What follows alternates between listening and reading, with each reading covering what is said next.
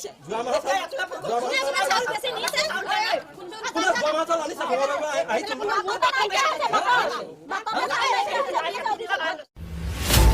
ৰাজ্যৰ ব্যাকৰণ যোগান বিভাগত আচলতে কি চলিছে জানেনে? দুখীয়া হিতাধিকাৰীৰ বাবে আবণ্টিত চাউল হৰলুকি কৰি কলা বজাৰত বিক্ৰী কৰাৰ অভিযোগ উত্থাপিত হৈছে নগাঁৱৰ একাংশ সুলভ মূল্যৰ দোকানী আৰু সমবায় সমিতিৰ বিৰুদ্ধে।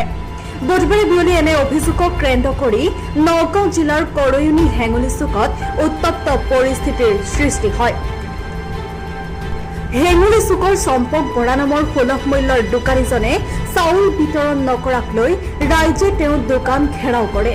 সমবায়ৰ পৰা চাউল আবণ্টন নোহোৱাৰ দোহাই দি দোকানীজনে চাউল বিতৰণ কৰা নাছিল যদিও সমবায়ে প্ৰতিমাহে দুখীয়া হিতাধিকাৰীৰ বাবে চাউল আবণ্টন দিয়াৰ খবৰ পাই ৰাইজ খৰ্গগ্ৰস্ত হৈ পৰে চম্পক বৰাৰ ওপৰত।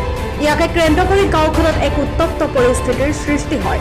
ৰাজ্যৰ অভিযোগ অনুসৰি যোৱা আগষ্ট আৰু ছেপ্টেম্বৰ মাহত হিতাধিকাৰীক চাউল বিতৰণ কৰা নাই চম্পক বৰাই।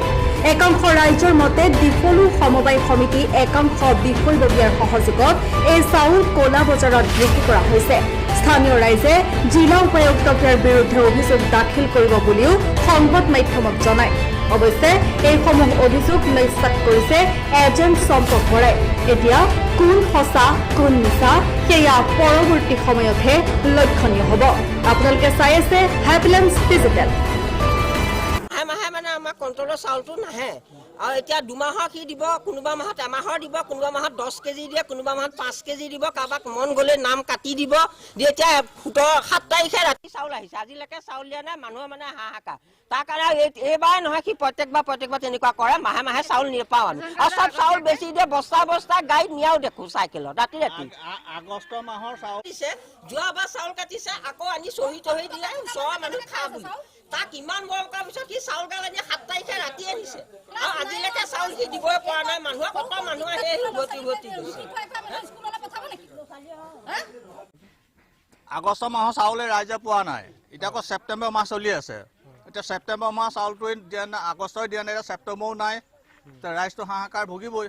দুমাহৰ চাউল দিয়া নাই, দুমাহৰ চাউল পোৱা নাই। নাই নাই পোৱা প্ৰতিমাহে চাউল। কৰয়নী হেঙুলি চুক, চম্পক বৰা। কোন সমবায়? ডিফলু সমবায়।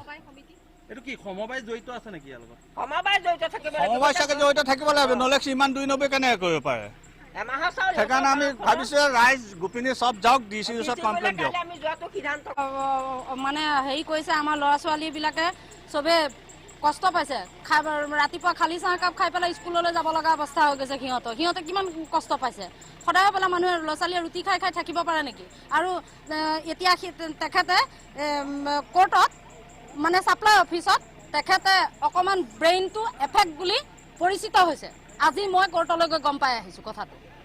আৰু তেখেতে কি কয়, কোনো মানুহক যদি বিচাৰে কণ্ট্ৰলৰ যিখন মানে নতুন হেৰি কাৰ্ড লিষ্ট, সেই লিষ্টখনৰ কোড নাম্বাৰ এজন মানুহক নিদিয়ে, চব পুৰণা লিষ্টখন দি পঠায়।